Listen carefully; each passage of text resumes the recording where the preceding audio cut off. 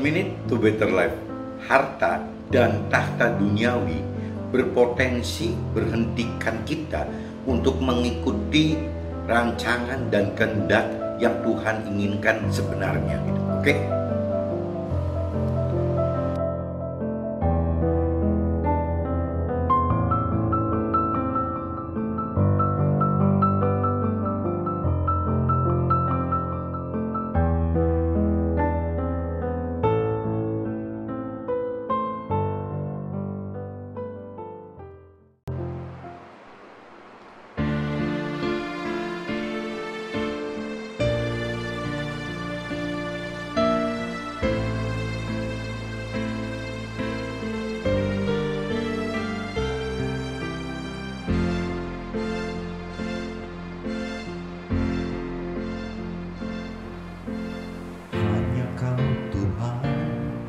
Hidupku, Kau berikan hidup yang baru. Darah-Mu menyucikan, pulihkan hatiku. Ku nyatakan Kaulah segalanya. Engkaulah sumber pengharapan. Kuasa-Mu sanggup menyembuhkan. Jiwaku pun berserah hanya kepadamu. Yesus, Kaulah segalanya. Karena salib-Mu ku hidup, karena salib-Mu ku menang. Engkau yang berkuasa sanggup untuk melakukan mujizat-Mu di hidupku.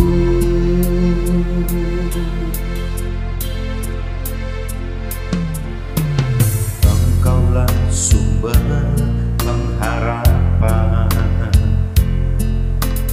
Kuasa-Mu sanggup menyembuhkan.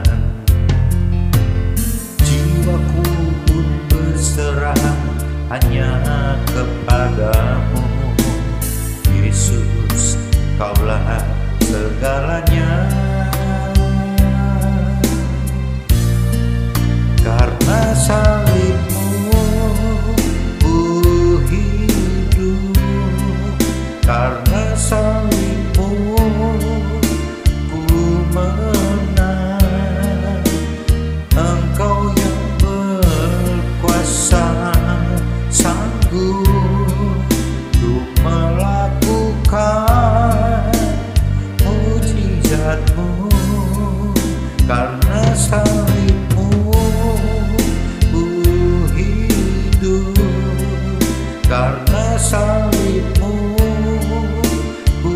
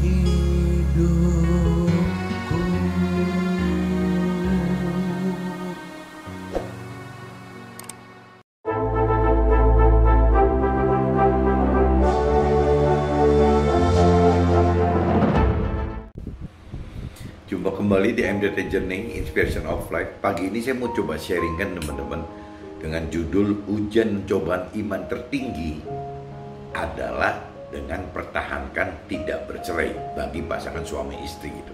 Jadi sekali lagi, ujian dan cobaan iman tertinggi adalah dengan mempertahankan tidak bercerai apabila suami istri mengalami konflik. Nah, ini saya coba dapat impresi teman-teman di kitab Kejadian pasal 25 ayatnya 29 sampai 34. Coba teman-teman cari kitab Kejadian pasal 25 ayatnya 29 sampai 34. Coba saya bacakan teman-teman. Pada suatu kali Yakub sedang memasak sesuatu, lalu datanglah Esau dengan lelah dari padang. Jadi Esau adalah kondisi yang lemah, yang lelah teman-teman. Karena Esau kepada Yakub, berikanlah kiranya aku menghirup sedikit dari yang merah-merah itu, karena aku lelah. Itulah sebabnya namanya disebut Edom. Tetapi kata Yakub, jualah dahulu kepadaku hak kesulunganmu. Sahut Esau, sebentar lagi aku akan mati. Apakah gunanya bagiku hak kesulungan gitu? Kata Yakub, bersumpahlah dahulu kepadaku. Maka bersumpahlah Esau kepada Yakub, dan dijualnyalah hak kesulungan Esau kepada Yakub gitu. Lalu Yakub memberikan roti dan masakan kacang merah itu kepada Esau. Ia makan dan minum, lalu berdiri dan pergi. Demikianlah Esau memandang ringan hak kesulungan itu. Nah, ini kalau kita simak teman-teman dari cerita firman ini gitu, teman-teman harus hati-hati gitu ya. Yang namanya kita dalam menghadapi kehidupan itu kan ada saat-saat kita down gitu, kita drop, kita lelah gitu. Nah, ini kan secara cerita Esau di sini kan berarti kan lelah secara tubuh teman-teman.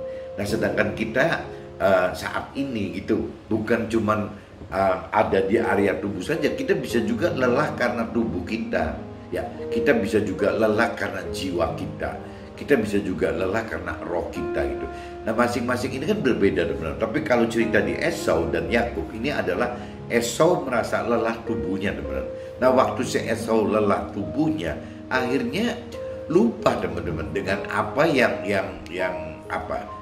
terkait dengan hal-hal yang rohani gitu. Janji-janji Tuhan di dalam firman-Nya itu kan adanya di area atau dimensi rohani gitu. Nah, kadang-kadang Esau karena di dunianya merasa lelah, ya tubuhnya merasa lelah, akhirnya dia mengabaikan apa yang diperintahkan, diperaturkan, dijanjikan oleh Tuhan bahwa ada hak kesulungan yang mestinya itu memang haknya Esau gitu. Karena Esau adalah kakak dari Yakub gitu.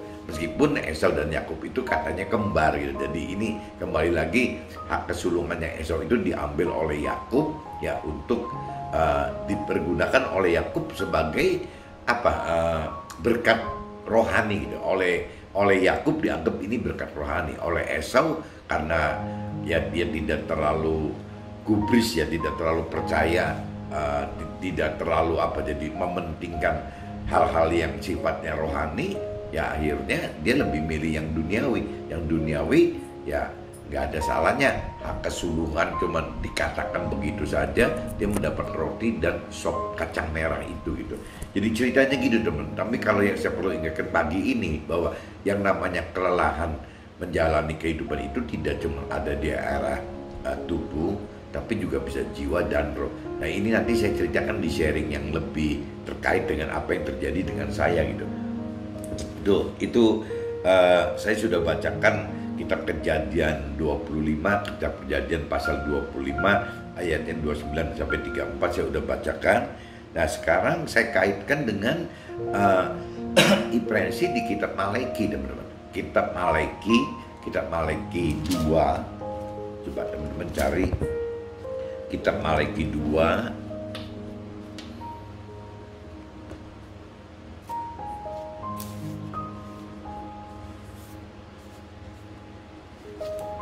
kitab Maleki 2 ayatnya 13 sampai 16 teman-teman. Ayatnya 13 sampai 16. Nah, ini saya coba bacakan. Dan inilah yang kedua kamu lakukan. kamu menutupi mesbah Tuhan dengan air mata, dengan tangisan, dan dengan rintihan. Oleh karena Tuhan tidak lagi berpaling kepada persembahan dan tidak berkenan menerimanya dari tanganmu, dari tangan kita gitu. Jadi ada saat-saat Tuhan itu tidak bisa cuma bicara. Kalau zaman dulu kan mungkin persembahannya bentuknya kan hal-hal yang sifatnya ya materi, teman-teman.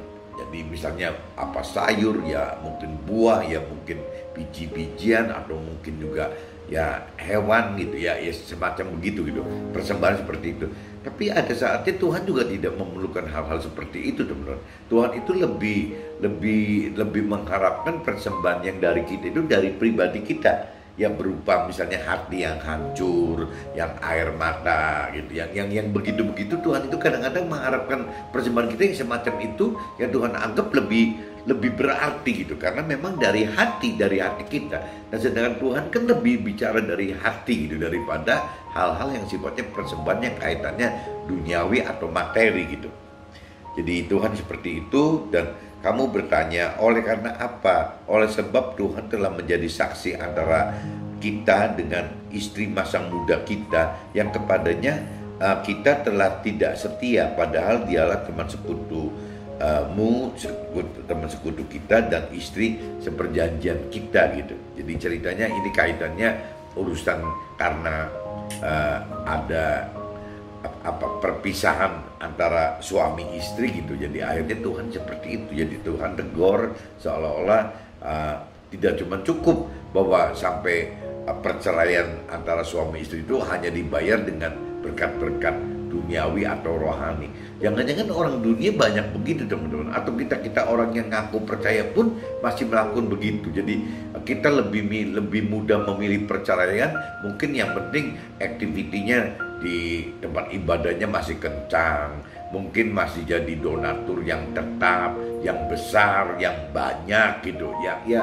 Ya sebenarnya di mata Tuhan bukan itu gitu. Di mata Tuhan itu bagaimana ketaatan kita melakukan firman Tuhan itu yang lebih utama dibanding ya cuma sekedar persembahan yang kaitannya dengan materi itu gitu. Jadi ya kembali lagi kalau di sini di ayat 13-nya diumpamakannya dalam arti kata air mata gitu. Nah ini seperti itu. Bukankah Allah yang esa menjadikan mereka daging dan roh? Dan apakah yang dikehendaki kesatuan itu keturunan ilahi? Jadi jagalah dirimu dan janganlah orang tidak setia terhadap istri dari masa mudanya. Kalau bicara dari umum gitu, dari bukan suami dengan istri, suami yang ingin menceraikan istri, tapi bisa juga kan terjadi sebaliknya gitu, istri mau menceraikan suami, kan mungkin saja. Jadi ini ceritanya coba firmannya kita konversikan untuk pasangan hidup suami dan istri gitu. Jadi dalam cerita firman ini adalah suami yang ingin menceraikan istri gitu, tapi dalam praktek kesehariannya bisa juga istri yang ingin menceraikan suami gitu. Nah ini saya coba konversikan universal aja supaya bisa untuk berlaku suami dan istri gitu.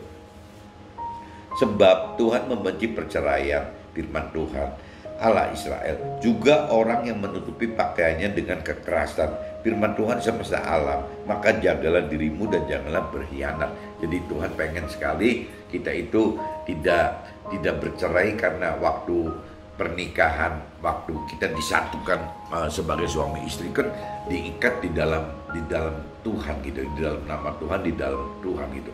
Sehingga kalau sampai kita semena-mena melakukan perceraian, ya buat Tuhan seperti kita berkhianat gitu, berkhianat dengan apa yang kita sudah janjikan di depan Tuhan. Intinya itu, teman-teman. Jadi saya sudah bacakan gitu kitab Kejadian 25, kitab Kejadian pasal 25 ayat 29 sampai 34, dan saya sudah bacakan juga kitab Malaiki pasal 2 ayat 13 dan 16. Nah, sekarang saya coba masuk ke dalam apa yang terjadi dalam hidup saya, teman-teman. Ada saat kita alami kelelahan hidup saat jalani kehidupan kita gitu. Jadi kita ngalami kelelahan hidup yang tadi saya katakan itu bisa bentuknya jiwa dan tubuh gitu. Yang terutama kan itu. Ya, jadi pada saat inilah jiwa dan tubuh kita yang akan lebih akan lebih dominan gitu. Jadi jiwa dan tubuh ini apabila merasa lelah itu akan lebih dominan, teman-teman. Jiwa dan tubuh kita yang akan lebih dominan dalam mengambil keputusan, dan umumnya roh kita yang akan menjadi korbannya gitu. Jadi apabila kita bicara paket komplitnya manusia itu ada tubuh, jiwa, roh gitu, biasanya yang dominan itu yang dirasakan benar-benar dalam realita hidup gitu, yang nyata hidup itu cuman area tubuh dan jiwa saja, teman-teman. Tapi rohnya ditinggalkan gitu. Jadi selalu nanti ujungnya gara-gara tubuh dan jiwa, atau gara-gara jiwa dan tubuh, akhirnya roh yang selalu korban gitu. Dimensi roh adalah yang terkait dengan pengharapan hidup di dunia akhirat kekal yang bukan untuk saat ini gitu. Jadi kalau bicara sudah roh gitu, roh itu ya udah bicara pengharapan akan janji-janji Tuhan gitu ya. Dan kaitannya semua dengan alam akhirat yang nanti, teman-teman, bukan saat ini gitu. Sedangkan tubuh dan jiwa kan kadang-kadang menuntut saat ini gitu, bukan untuk yang nanti gitu. Dimana terkait dengan hal-hal yang dari firman, baik berupa perintah dan peraturan serta janji-janji Tuhan. Jadi tadi saya sudah katakan bahwa yang namanya dimensi roh itu biasanya seperti itu, teman-teman, terkait dengan hal-hal yang terkait dengan firman Tuhan, terkait dengan roh Tuhan, terkait dengan nanti gitu di alam akhirat, bukan sekarang di dunia saat ini gitu. Selalu seperti itu, terkait dengan perintah peraturan Tuhan, terkait dengan janji-janji Tuhan gitu, terkait dengan rancangan dan kehendak Tuhan.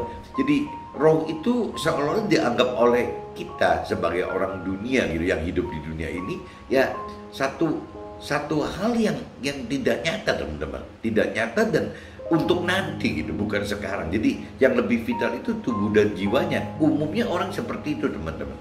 Kelelahan menghadapi permasalahan hidup yang membuat kita lengah gitu. Jadi kelelahan menghadapi permasalahan hidup yang membuat kita lengah. Tukarkan apa yang diperintahkan dan peraturan firman dengan pemenuhan nafsu-nafsu duniawi yang terkait dengan jiwa dan tubuh kita gitu.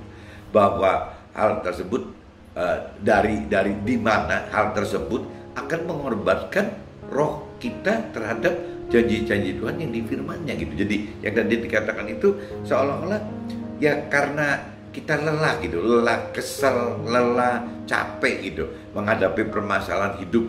Akhirnya itu kita tukarkan sajalah bagaimana mencari kesenangan untuk tubuh, kesenangan untuk jiwa gitu, kepuasan untuk tubuh, kepuasan untuk jiwa. Nah, waktu kita seperti ini akhirnya ya sudah, kita mulai menukarkan perintah peraturan firman Tuhan. Kita sudah mulai meninggalkan roh Tuhan yang sudah ada dalam kita, masuk ke dalam area yaitu pemuasan nafsu-nafsu yang kaitannya dengan tubuh dan jiwa gitu. Kita larinya ke situ, teman-teman. Jadi akhirnya roh makin ditinggalkan saja, makin tertinggal saja gitu. Nah, ini yang saya lihat bisa bahaya, teman-teman, karena kita bisa kelantur ya, melantur nggak sadar gitu. Ya kita sudah pelan-pelan meninggalkan Tuhan, yang dikhawatirkan seperti itu gitu. Permasalahan jiwa yang berbentuk pikiran, perasaan, serta kehendak merancangkan pemuasan nafsu mata,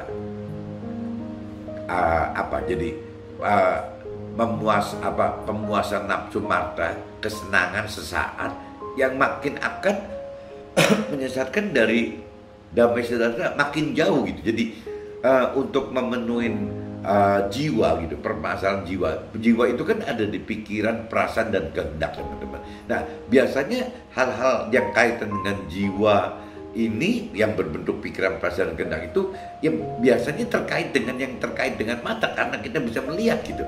Jadi mungkin soal keindahan, soal kecantikan, soal ketampanan, soal gemerlap, soal ya begitu, pemandangan yang baru, pemandangan di dunia. Jadi semua isinya yang terkait dengan nafsu-nafsu yang bisa dilihat gitu. Jadi hal-hal yang bisa dilihat umumnya seperti itu, teman-teman.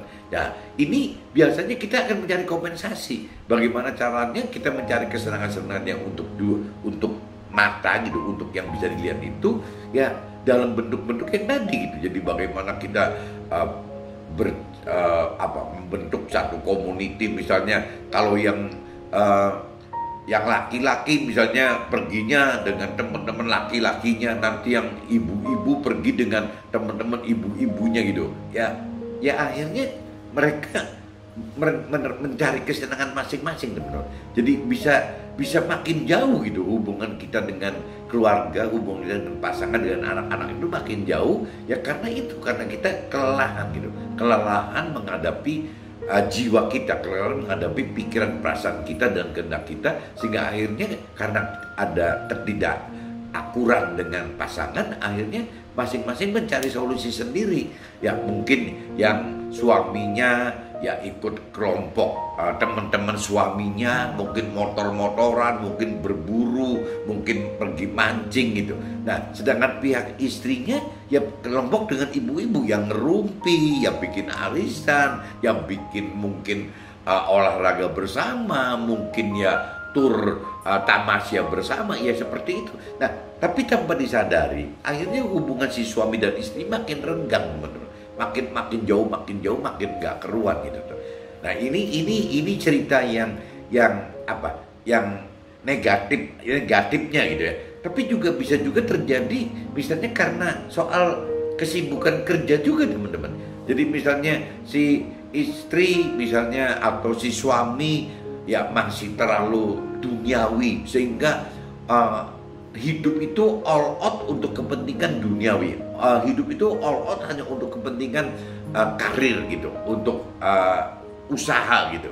Sedangkan si suami atau istri tidak seperti itu. Nah, ini juga bisa terjadi begitu. Jadi hal positif yang kita nilai positif bahwa kerja usaha itu adalah benar gitu. Tapi kalau tidak seimbang antara suami istri, timbulnya malah jadi bisa ribut juga gitu. Ya belum lagi kalau kita kaitkan dengan roh gitu. Kalau roh itu kalau bicara jiwa kita dilarikan seperti itu, ya hubungan antara suami istri aja tidak match gitu.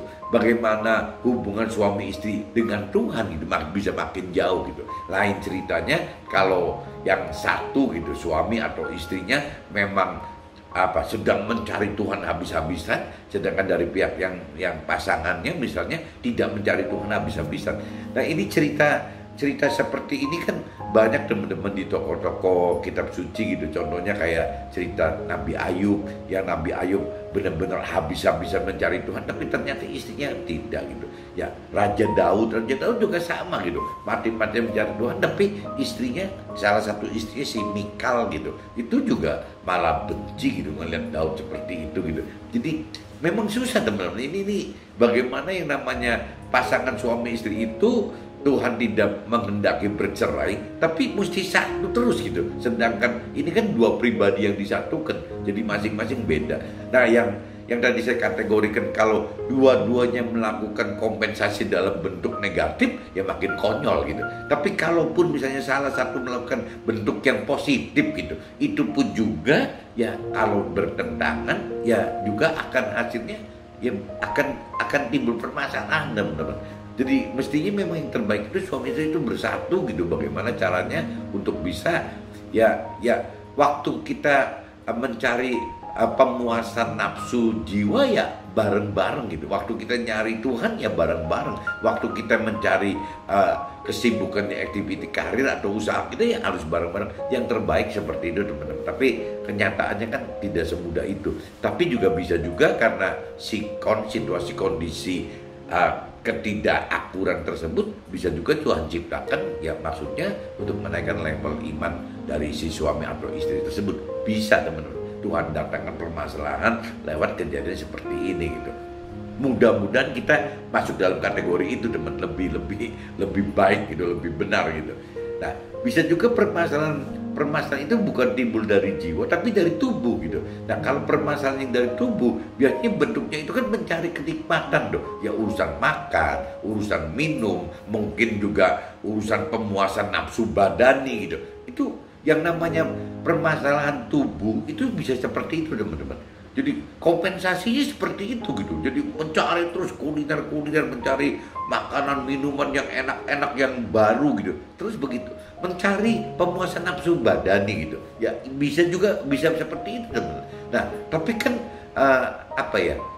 kalau sebenarnya kan urusan bagaimana memenuhi kebutuhan nafsu tubuh ini kan bukan yang target utama seharusnya, teman-teman. Tapi karena memang kita tidak mengenal akan roh gitu, dimensi roh, ya akhirnya ya banyak orang dunia yang ributnya begitu gitu. Jadi bagaimana caranya, bagaimana memuaskan matanya gitu, untuk memuaskan jiwanya, bagaimana memuaskan tubuhnya dengan bentuk ya seperti itu, ya mencari makan minum dan pemuasan nafsu duniawi itu gitu. Mungkin kalau bahasa dunianya jadi kulineran gitu, bagaimana fokus untuk mencari kenikmatan kuliner dan bagaimana mencari kepuasan seks gitu ya, ke situ teman-teman.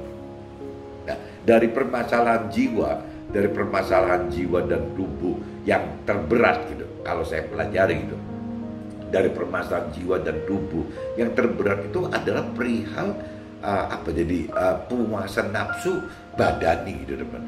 Ini yang bahaya teman-teman. Kalau kita bicara tadi kan ada dimensi, ada 3, ada jiwa, tubuh, dan roh gitu. Ada tubuh, jiwa, dan roh gitu. Nah ini saya belum bicara roh, saya baru bicara tubuh dan jiwa gitu. Pemuasan permasalahan untuk jiwa dan tubuh yang paling berat itu ya adalah pemuasan nafsu badani itu, benar. Berarti yang ada terkaitan dengan tubuh gitu. Kenapa? Karena hanya diizinkan pemuasan nafsu badan ini diizinkan dilakukan bersama dengan pasangan hidup yang resmi, yang dipersatukan sebagai suami istri di dalam Tuhan gitu. Nah itu yang namanya kalau cerita pemuasan jiwa gitu ya, pemuasan jiwa itu misalnya dengan kita piknik tamasya ke sana ke sini atau lihat ini lihat itu mungkin tidak dengan pasangan masih mungkin teman-teman. Begitupun juga misalnya kulineran gitu untuk cari makanan minuman yang baru yang enak gitu. Itu juga tanpa ada pasangan banyak yang melakukan. Ya, activity misalnya dansa segala macam ya begitu, arisan ya itu bentuknya kan masih activity yang bisa dilakukan tanpa pasangan, tidak apa-apa gitu. Tapi kalau begitu sudah masuk dalam perihal pemuasan nafsu badani, lah ini jadi timbul yang persoalannya di sini teman-teman. Karena tidak bisa misalnya suami mencari pemuasan sendiri, si istri mencari pemuasan sendiri. Karena ada firman Tuhan yang terkait, ada roh Tuhan yang terkait, ada perintah dan peraturan Tuhan yang terkait bahwa kita nggak bisa gitu mencari pemuasan nafsu badani itu, boleh mencari pasangan di luar pasangan resmi gitu. Nah ini kan yang tidak boleh gitu. Nah justru yang kalau saya pelajarin gitu, karena hanya diizinkan dilakukan bersama dengan pasangan hidup yang resmi, yang dipesankan, yang persatukan sebagai suami istri dalam Tuhan. Oleh karena ini loh, oleh karena terberat inilah Tuhan jadikan ujian dan cobaan untuk tingkatkan iman yang tertinggi bagi kita, ya baik suami maupun istri, untuk tidak bercerai walaupun alami permasalahan. Nah justru Tuhan bisa menggunakan problem ini, permasalahan ini, bagaimana caranya kita mengalami ketidaksinkronan dalam hal kepuasan badani gitu, kepuasan badani, kepuasan seks, ya justru Tuhan jadikan satu sarana gitu, satu rintangan, satu facility mungkin gitu ya, untuk bagaimana melatih iman kita lebih tinggi lagi gitu. Kenapa? Karena orang yang takut Tuhan itu tidak mungkin berani ngambil langkah perceraian, itu nggak mungkin gitu. Orang yang sudah lebih mengenal Tuhan, lebih mengerti Tuhan, sudah hidup lebih menghidupkan roh Tuhan, saya pikir tidak berani gitu ngambil langkah perceraian gitu. Nah justru waktu tidak berani mengambil langkah perceraian itu, kembali ke firman yang awal gitu, bahwa bisa nangis gitu, bisa nangis seperti tadi di Malaki pasal 2 ayat 13-16 itu gitu ya, bisa nangis teman-teman, nangis nyari Tuhan gitu. Jadi bukan cuma cukup bagaimana beribadah, bagaimana melakukan liturgi, bagaimana menjadi donatur, tidak cuma cukup itu teman. Ya pasti pasangan suami istri, entah suaminya atau istrinya, akan mencari Tuhan gitu. Ya bagaimana dalam permasalahan yang harus kesal gitu, untuk jalan solusi dunianya adalah bercerai. Kita orang yang takut Tuhan tidak berani ngambil langkah bercerai teman-teman. Kecuali kalau memang kita tidak mengenal, tidak mengerti akan firman Tuhan. Ya, bercerai itu mudah sekali diucapin gitu, di bibir, di mulut ngucapin cerai itu mudah sekali. Kenapa? Ya itu tanda-tanda orang yang tidak mengenal, tidak mengerti lebih dalam akan firman Tuhan gitu. Tapi kalau orang yang lebih dalam, lebih mengerti akan firman Tuhan, tidak mungkin ya berani semudah itu mengucapkan di mulut, di bibir cerai gitu. Solusinya nggak mungkin. Kenapa? Karena begitu kita ngambil langkah cerai, kita udah bukan bertemu dengan pasangan kita bertemu dengan urusannya dengan Tuhan gitu. Ya kita berarti berbuat dosa karena meleset, karena tidak melakukan perintah Tuhan, peraturan Tuhan bahwa tidak boleh bercerai gitu. Apa yang sudah disatukan oleh Tuhan tidak boleh diceraikan oleh manusia gitu. Nah ini cerita yang terbaiknya benar-benar. Lain cerita misalnya orang tahu-tahu belum kenal kebenaran akan Tuhan, tahu-tahu sudah cerai kondisinya. Nah kalau memang sudah begitu ceritanya kan mungkin sharingnya beda lagi itu. Ini cerita orang yang belum bercerai tapi keburu mengenal mengerti akan firman Tuhan. Nah ini baik suami atau istri biasanya tidak berani ngambil langkah begitu. Nah Tuhan untuk menaikkan level iman suami atau istri ini, untuk menaikkan salah satu level pasangan ini, ya biasanya ya dibiarkan gitu, dibiarkan terjadi. Bahkan mungkin sengaja Tuhan datangkan gitu permasalahan keributan soal perceraian ini gitu. Nah kalau dua-duanya cetek gitu ya, pengenalan pengertian akan firman itu cetek sekali gitu, ya bisa cerai deh, bisa terjadi cerai gitu. Tapi kalau seandainya suaminya lebih dalam gitu, mengenal mengerti akan firman Tuhan, istrinya anggaplah masih cetek gitu, mengenal mengerti firman Tuhannya masih rendah sekali, ya pasti pihak suaminya yang nahan gitu. Bagaimana caranya dia nggak mau ngambil langkah solusi bercerai gitu. Ya, nah ini akhirnya si suami ini akan mengalami tingkat level iman yang diasah, diproses untuk naik terus gitu. Kenapa? Karena kesal gitu melihat istrinya begini tuh. Ya istrinya mudah sekali, di bibirnya ngomong cerai, di mulutnya ngomong cerai, mudah sekali. Kenapa? Karena tidak mengenal mengerti akan kebenaran firman Tuhan gitu. Dan sedangkan si suami sudah mengenal mengerti akan kebenaran firman Tuhan, nggak bisa gitu merespon, meladeni gitu ya permintaan cerai dari pihak istrinya gitu, nggak bisa. Nah berotomatis kan level imannya si suami kan dilatih, diproses nih untuk naik tingkat sampai satu saat si istrinya mengenal mengerti akan firman Tuhan bahwa bercerai itu bukan solusinya Tuhan gitu ya. Bercerai itu adalah solusinya orang dunia, bukan caranya roh gitu. Nah ini yang maksudnya Tuhan bisa manfaatkan itu seperti ini.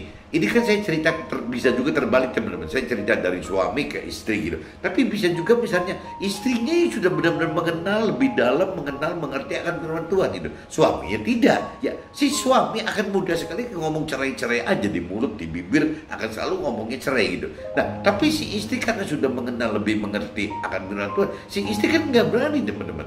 Tidak berani mengambil langkah meladeni untuk cerai gitu. Mungkin kalau pakai jiwanya, ya pakai tubuhnya, mungkin berani gitu. Pengen suami atau istri itu berani ngambil langkah cerai aja gitu.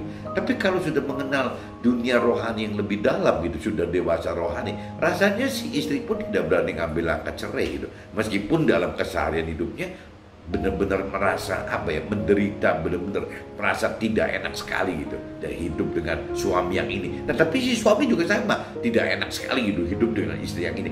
Tapi karena sudah mengenal mengerti akan Tuhan dan kita taat, orang tersebut taat kepada Tuhan, rasanya nggak berani ngambil langkah cerai gitu. Jadi solusi cerai itu bukan solusi yang bisa dicari jalan keluarnya, nggak bisa. Jadi tetap ya akhirnya si istri ini, tadi saya udah cerita suami, sekarang cerita istri. Istri ini juga meningkatkan, jadi akhirnya kan mengalami proses iman teman. Jadi iman si istri ini akan makin naik, makin tinggi, makin hebat gitu sebenarnya tuh. Nah ini yang tadi dikatakan memang Tuhan kadang-kadang biarkan saja gitu. Ya dibiarkan urus seperti itu asal salah satunya itu. Tapi kalau dua-duanya tidak mengenal, tidak lebih dua-duanya tidak lebih dalam mengenal mengerti agama, mungkin cerai akan terjadinya cerai itu. Nah waktu cerai ya ceritanya lain lagi, itu di-sharingkan dalam momen yang beda kali. Kalau yang hari ini saya ceritakan itu adalah apabila salah satunya pincang gitu, suaminya sudah lebih mengerti akan firman Tuhan, atau sebaliknya gitu, istrinya sudah lebih mengerti akan firman Tuhan. Biasanya pasangan ini yang Tuhan pakai untuk keributan ini dipakai oleh Tuhan, masalah-masalah cerai ini Tuhan pakai untuk yang menaikkan level iman dari pasangan ini gitu. Nah, nanti lama-lama setelah si suami atau istri mengalami hal-hal yang berkaitan dengan kenaikan imannya sudah bagus, akhirnya ya mungkin janji Tuhan kan digenapi. Waktu janji Tuhan digenapi mudah sekali, menurut Tuhan tinggal jentikan tangan gitu, udah selesai. Jentikan jari udah selesai masalahnya gitu. Nah, ini tinggal masalahnya kita tahan nggak gitu untuk sementara menghadapi seperti ini. Ya jangan sampai seperti Esau teman-teman, gara-gara cuma lelah tubuhnya aja, akhirnya hak rohani, hak kesulungannya udahlah nggak kelihatan ini, toh nanti juga gua mati gitu. Akhirnya dikasihkan ke si Yakub, akhirnya kan jadi kehilangan hak kesulungan, sedih, nangis, nyesal gitu, tapi kan udah terlambat. Nah, kita juga sama teman-teman, jangan sampai kita oleh cuman karena masalah-masalah, misalnya salah satunya yang paling berat kan tadi dikatakan perceraian. Gara-gara perceraian itu kita terburu nafsu, tidak mikir panjang, akhirnya kita ngambil langkah, oke kita cerai saja, begini panggil pengacara dari dua belah pihak, akhirnya bubar teman-teman. Tapi dampaknya kan jadi akhirnya semua kena, ya ke dirinya sendiri kena gitu.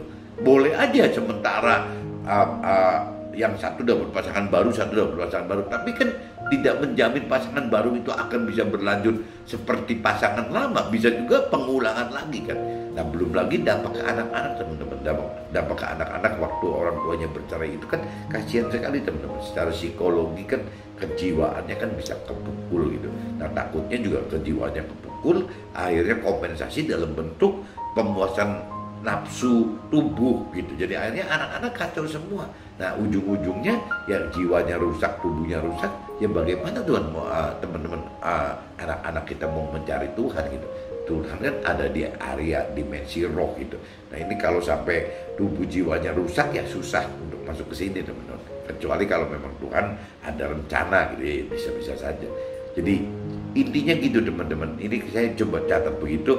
Oleh karena terberat inilah Tuhan jadikan ujian cobaan ini loh, ini urusan perceraian ini. Oleh karena perceraian terberat inilah Tuhan jadikan ujian dan cobaan untuk tingkat iman yang tertinggi bagi kita untuk tidak bercerai walaupun banyak sekali permasalahan teman-teman.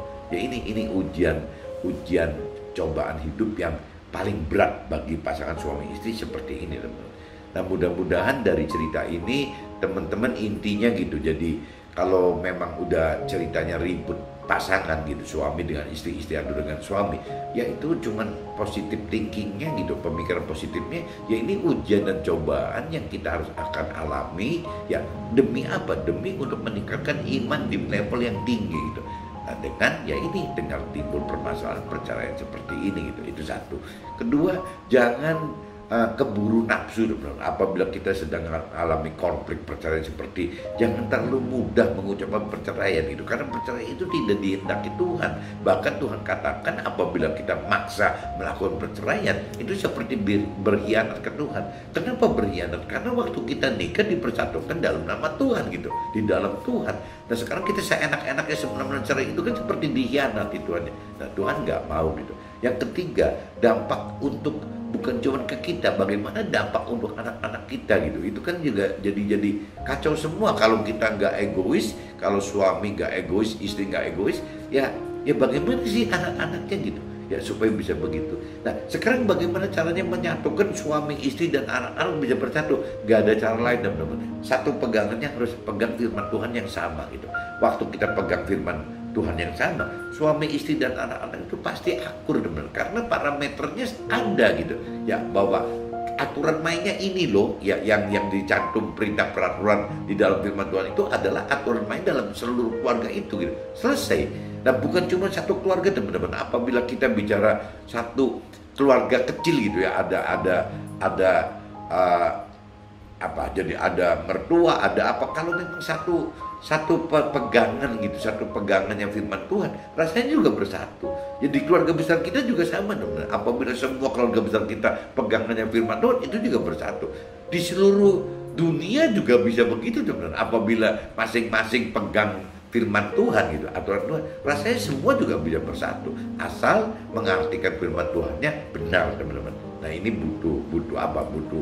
Butuh pengertian akan firman Tuhan yang dari Tuhan gitu. Makanya kita mesti benar-benar menghidupkan roh Tuhan supaya kita dapat pengertian firman Tuhan yang dari Tuhan, bukan yang dari kita. Oke, mungkin pagi ini saya cuma ingat 3 hal tadi. Mudah-mudahan tidak terjadi di dalam kita gitu. Jadi ya kita mesti benar-benar bisa sadar gitu, jangan keburu nafsu, jadi akhirnya nggak keruan semua dong. Oke, see you, bye bye.